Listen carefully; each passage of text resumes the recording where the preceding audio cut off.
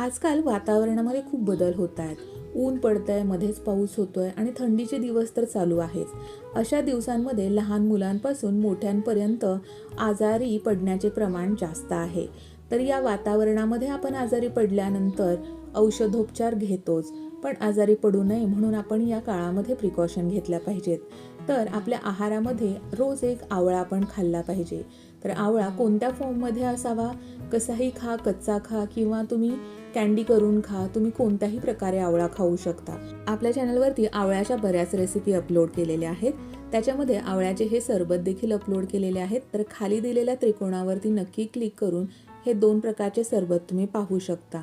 आपल्या चॅनलवरच्या रेसिपी आवडत असतील तर आपल्या चॅनलला लाईक, शेअर आणि सबस्क्राईब करायला विसरू नका. हे आवळ्याचे ज्यूस खूप आरोग्यदायक आहेत, आरोग्यवर्धक असे आहेत. अशा आरोग्यवर्धक रेसिपी फ्रेंड्स आणि फॅमिलीमध्ये तुम्ही नक्की शेअर करा.